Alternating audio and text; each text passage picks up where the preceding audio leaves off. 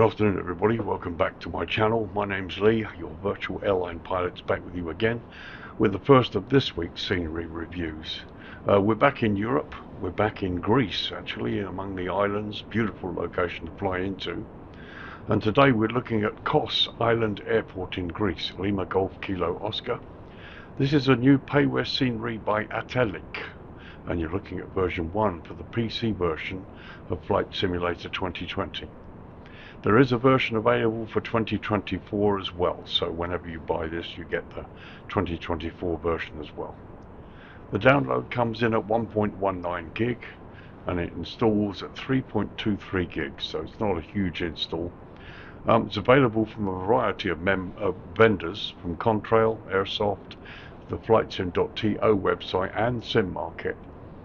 Currently, as of today, the 18th of March, the best price I can find is from the Contrail shop, and it comes in at £16.46 UK, which equates to €19.51 or $21.30 US. Now the euro and the US prices are estimates. They're taken from the UK pound and they include tax or VAT at 20%, which of course could vary depending on which country you're in when you make your purchase.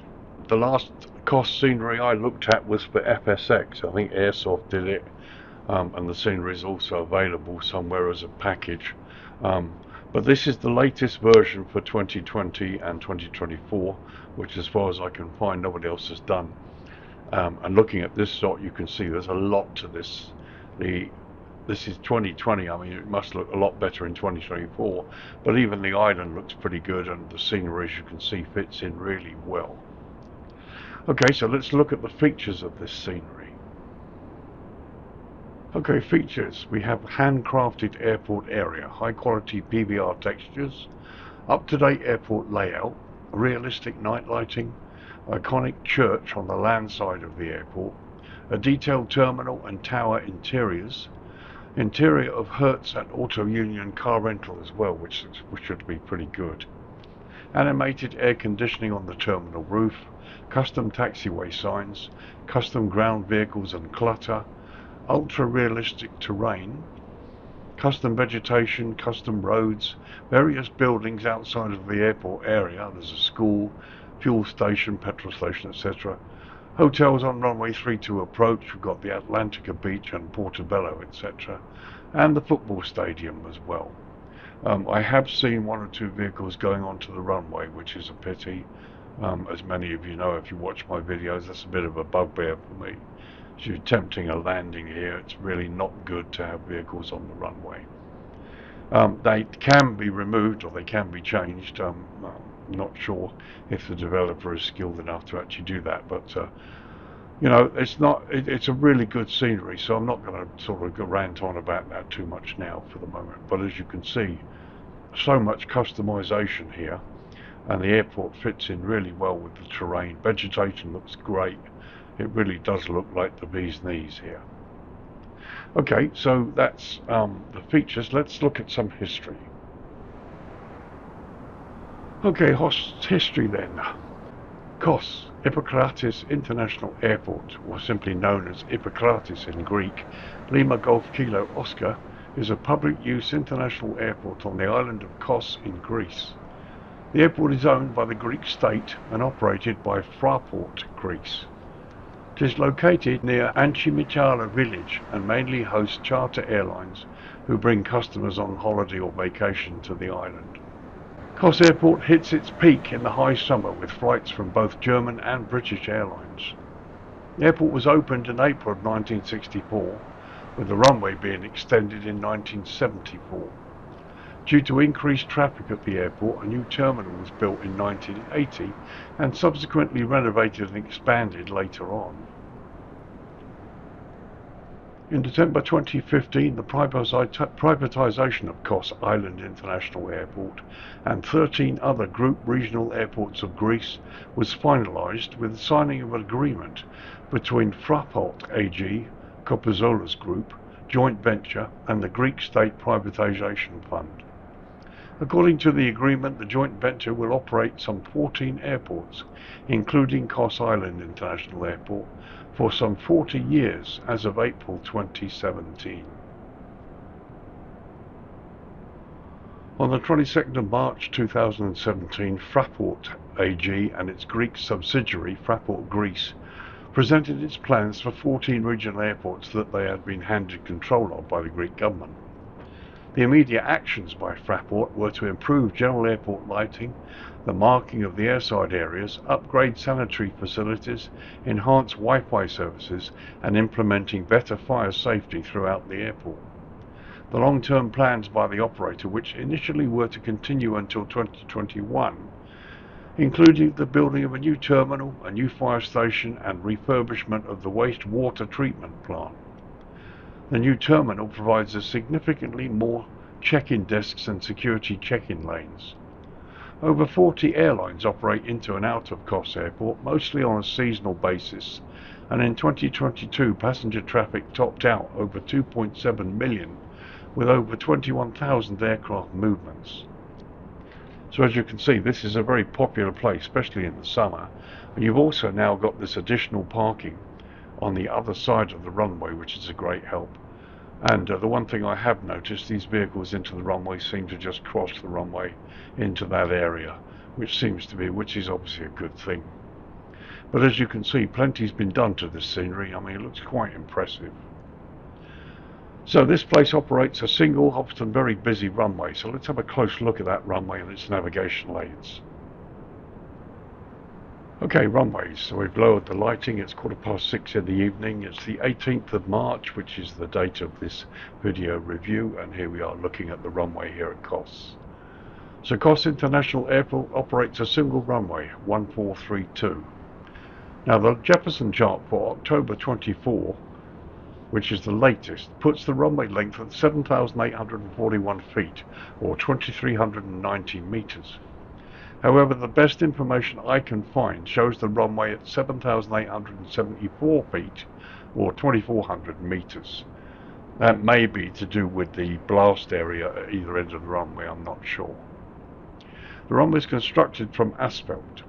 The airport lies at an elevation of 412 feet, or 125 meters, and sits within the GMT UTC +2 hours time zone. Now, like much of Europe, Greece does indeed observe daylight saving time, or DST, and with both the UK and Greece currently on their normal time zones, KOS Airport remains 2 hours ahead of the UK. So as I said, here we're looking down the throat of runway 14, which features high-intensity runway lighting, high-intensity airfield lighting system, and precision approach path indicators on the left side. So that's all correct. You can also see here we've got a single runway end identifier light flashing away, which is not on the charts, but it's really not a problem. The approach lighting is as per the chart as well. This end of the runway has this approach lighting system.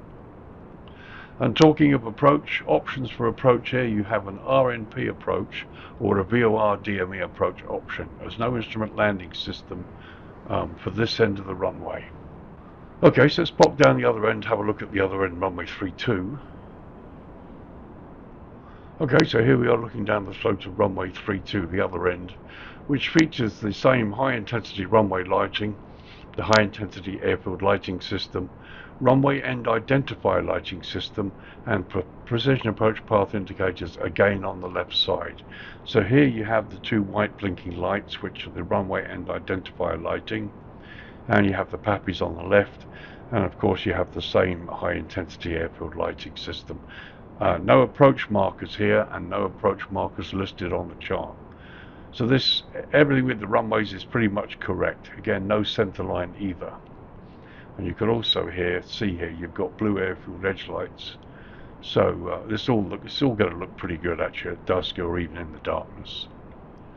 So approach options for runway 32, you have exactly the same RNP approach or VOR DME approach option here as you do at the other end. There's also an unspecified locator approach option that allows you to land on this runway as well. So that's runways. There's no jetways at this airport, so let's get into the main tour of the airport and see what we can find, see what we're presented with here.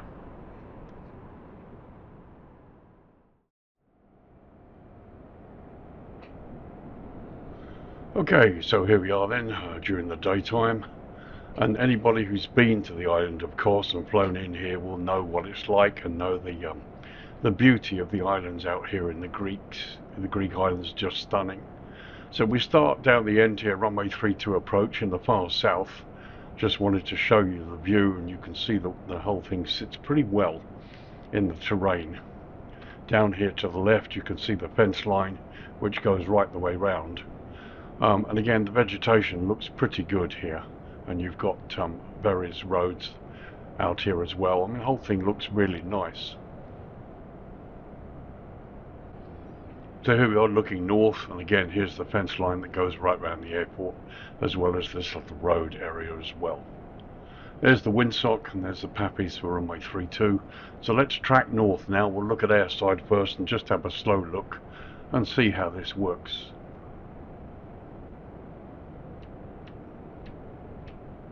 And you can see the way the terrain is, and there are various little buildings here and there. There's a couple there to your right.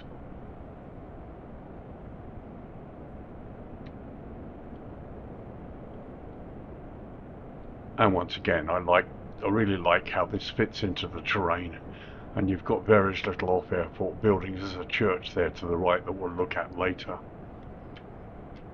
So now we're coming up to the airside ramp.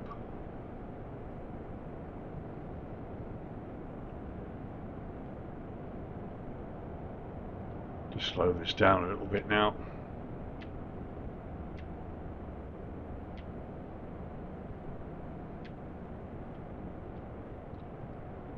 Once again, the fence line goes all the way around the airport. There's the fire station, complete with fire appliances, one there and one half out. And you've got the various ground markings. There's a marshalling vehicle there, operations vehicle. And there's the airport itself, and the control tower, which we'll look at in a minute. And airside, as you can see, looks pretty good. It's plenty of clutter, but not too much of it. The ramp markings, stand markings all look pretty good.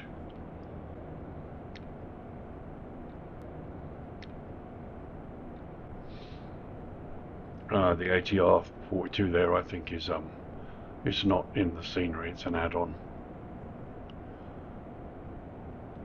There's a church on top of a hill there. Plenty of clutter.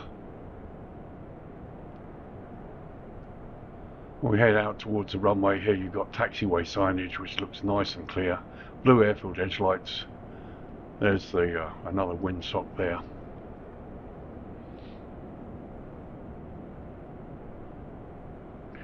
And we come up to the holding point of runway 14. This is Alpha 2. And there you can see some excellent signage. When you go right out, you can see the approach bars there too.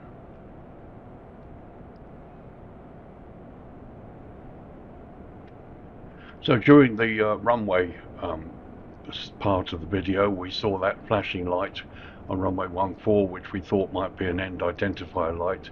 It's only a single one. Here it is. I'm really not sure what it is, but obviously it exists in the real world, even though it's not showing anything on the chart. But yeah, here's a close-up view, and this is what it is. So we head back towards the airport. You might just be able to see the wind farm in the far distance there, up on the mountains. Well, let's have a look at landside now. Once again, there's the fence line.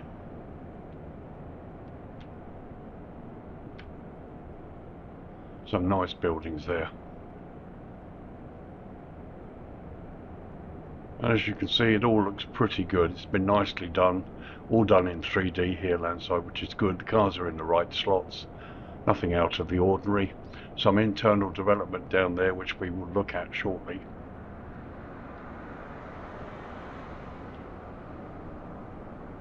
But this looks good. Very nice car park.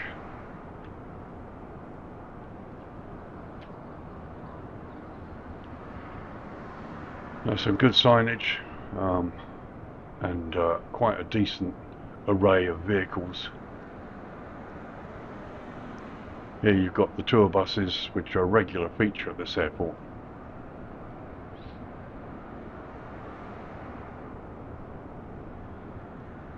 And here you can see development inside the terminal. Pity we don't have any people outside. Nobody's arrived by taxi or whatever. Nice to see some passengers standing landside of the airport, but none here. That looks to be check-in over there. Departures, yeah. Once again, you've got people inside there.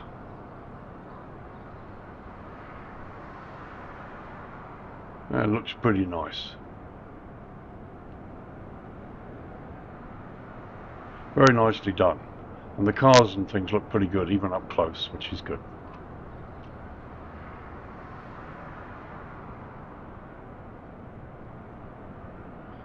So we continue in this direction. Just looking at the fuel farm there, you've got fuel trucks. It's all been pretty nicely done, to be honest.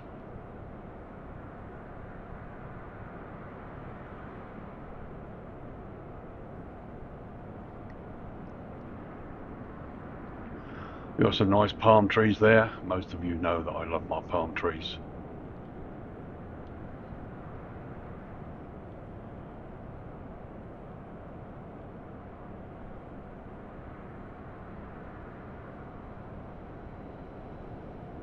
A close look at the fire station. The models are pretty good, and you've got one half in, one half out, one fully in.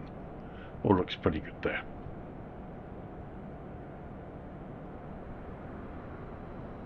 Okay, let's head towards the control tower and have a look here.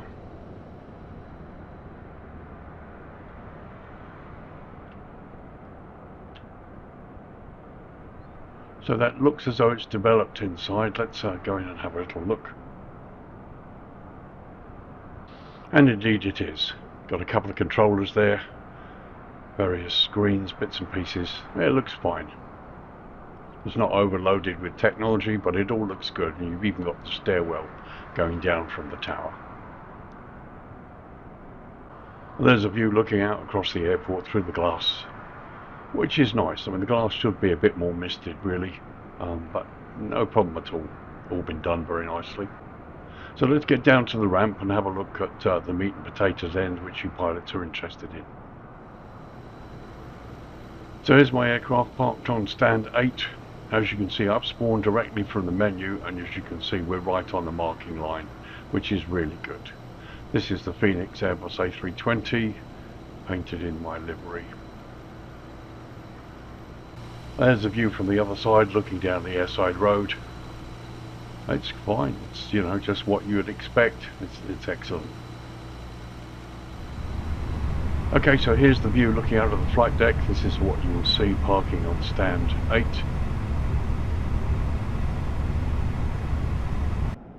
Just for a change, a quick look out of the passenger wing window on the left side, the port side. And there's a view from the starboard passenger window.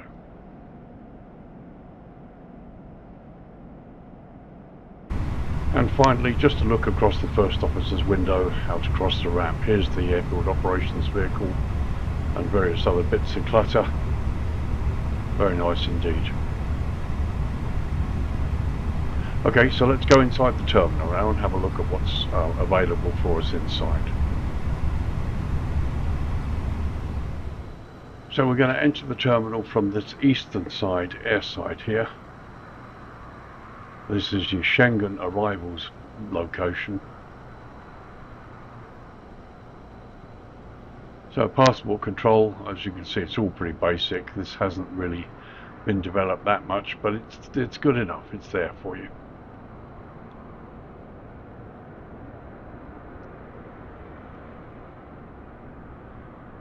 And let's see what you come out to. I think you see what we come out to here.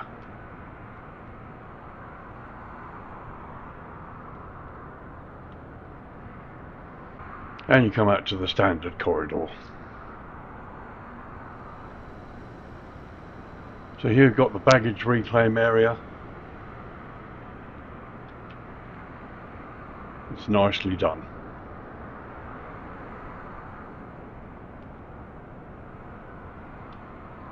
This is the control tower building.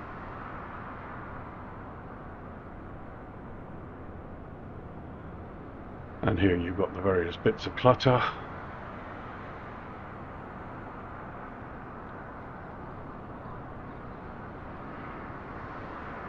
It's great, it's nice.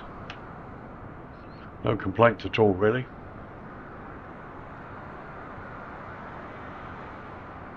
So we'll enter here from airside. This is the northern end of the building. And here, as you can see, we've got a little bit of activity. A few passengers. This is like an airside lounge. And this is what I like. You've got a departures board here that's readable even up close. Very nice. And there, just looking across the airside lounge, you've got your airline desks here where the passengers hand their boarding cards over and then they go out to the aircraft. It'd be nice to see a couple of airline ticket agents here, but we don't have any today. Okay, let's go landside, have a look and see what we've got landside. Once again, we'll enter the building from the northern side, landside this time. And here you've got some kind of a waiting lounge here.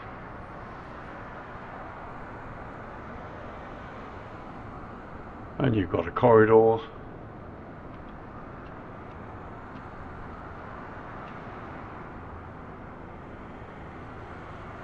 Burger King to the right.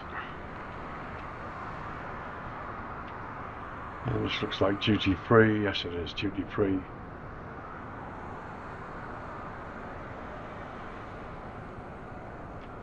Very nice modelling. No complaints here, really.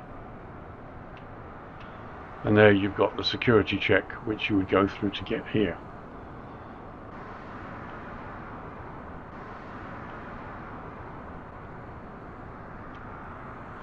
Again, some nice modelling. X-ray machines are really well modelled. And they're exactly the same type as we used to use when I was working at Gatwick.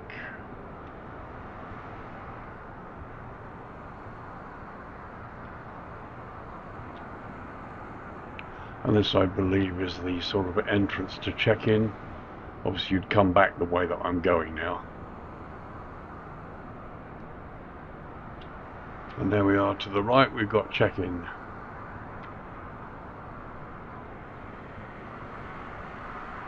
Now this is a bit strange. You know, mostly the place is devoid of passengers, yet here you've got check-in agents but no passengers. Whereas in many other sceneries you get passengers but no check-in agents.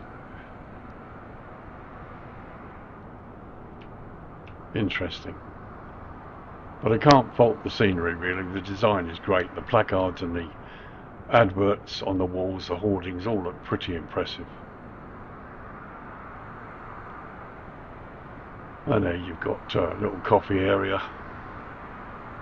And you've even got people there ready to serve. So we have passengers sitting around, which is good, and we've got a couple of people there in the restaurant, which is good. It's nice. Now we go out through the doors to landside.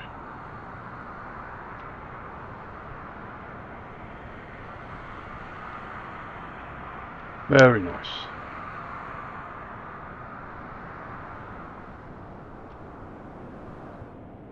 So let's look at a couple of little facilities landside that have been done in addition to the terminal.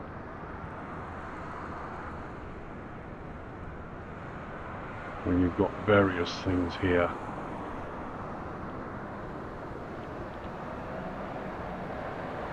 Europe car. So these were the car rental areas, some of the car rental areas that were mentioned in the features. There's the petrol station that we're coming up to. It's really nice that they've taken the trouble to do this.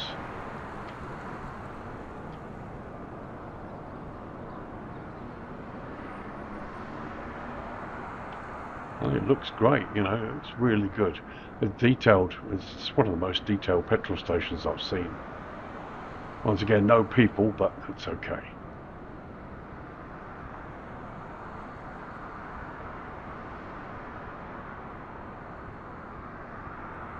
So here's HERTZ Rent-A-Car, and as you can see they've got development inside. Don't know if we have any people.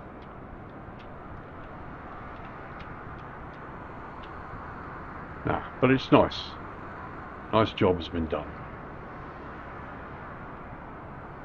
So another petrol station down there to the right, and we'll just run over a couple of things. There you've got solar panels.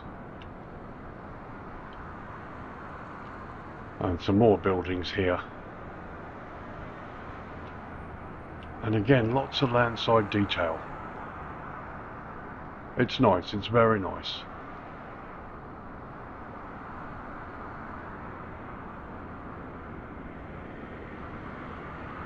And there you can see baggage reclaim, or it's either reclaim or it's I think it's where they take the baggage to go into the terminal.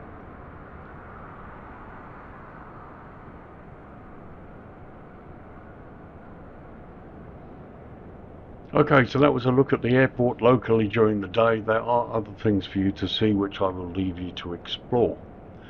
Let's have a look at the airport at dusk now.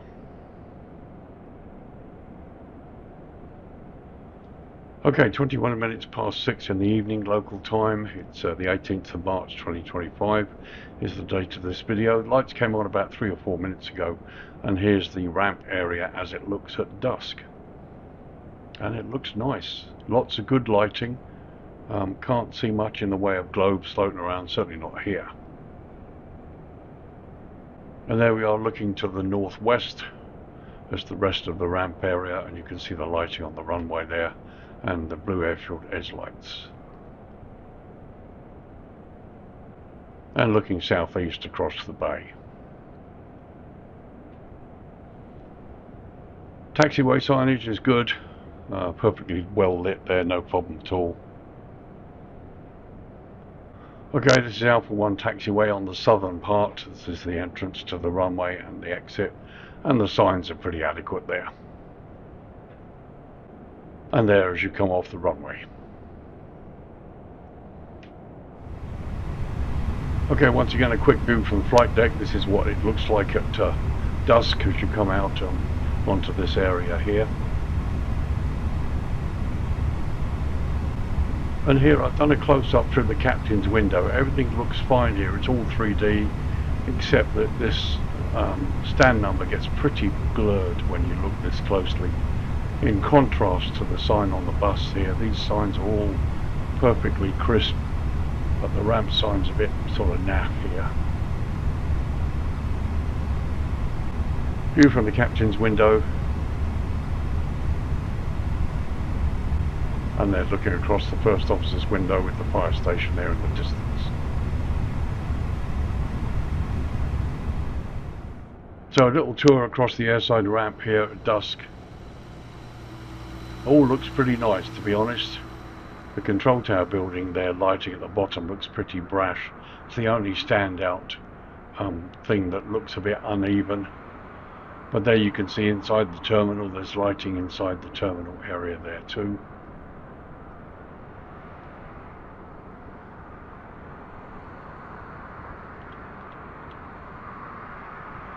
And here you've got the church. We'll just take a quick look at it. And it's nice. Nothing fantastic, but it's been done and it's great. I do particularly like the lamps here. These are very nicely done. It's a nice touch.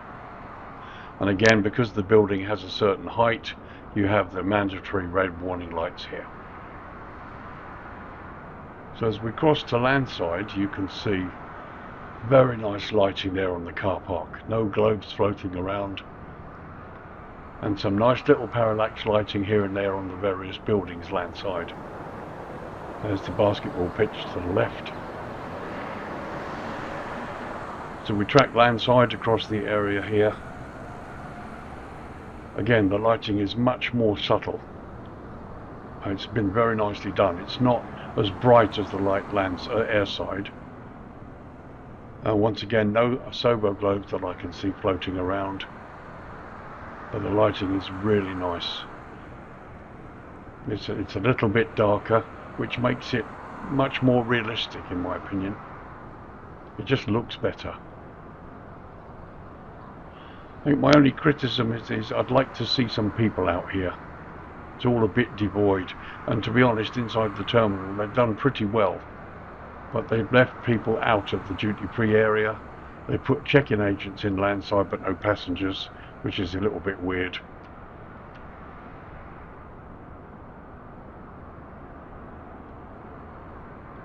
So as we continue landside and head towards the developments over here, we've got the various car rental agencies and the petrol station there you can see in the distance. Oh, it's nice. It's very nicely lit. There's some really subtle lighting out here that just makes it look so much more realistic. I mean, this is lovely.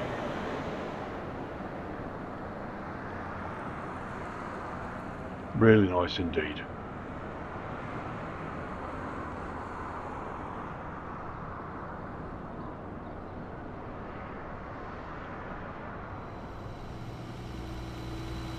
So a quick look at the control tower.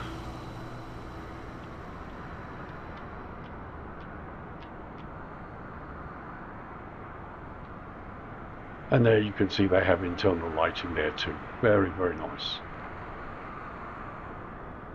So there we go, that's dusk, and from here you can see in the distance here, you've got various wind farms and bits and pieces going on here by the mountains. So it might be fun to get a helicopter out here or a light aircraft and go exploring the island. But for now, let's take it down to night time, see what we have. Okay, 10 PM local time. As you can see, the ramp lighting has come up a bit. And some of the other lighting looks okay. Flickering here, which could be my graphics card, to be honest. Now looking northwest, okay, you're going to need your nose gear light, but you shouldn't have any problem taxiing on and off to the runway. And to the southeast, and there you can see the taxiway signage is nicely lit too. It's pretty dark, but it's only to be expected. But you do have an instrument landing system at both ends. So as before, just a quick tour of the airside ramp at night. The lighting is good. Shouldn't be any problems here. There's the church, which also has lighting.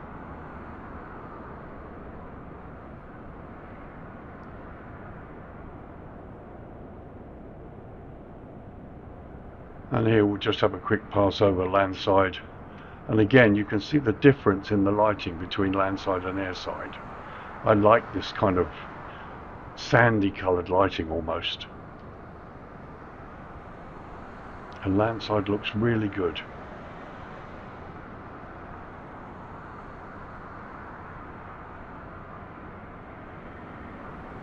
So finally there's a high level shot looking landside to airside. Just about 10:05 in the evening now, and it looks lovely, it looks really nice. Okay, let's bring the dawn up. If I'm in the right position, the sun should come up behind me. Let's see.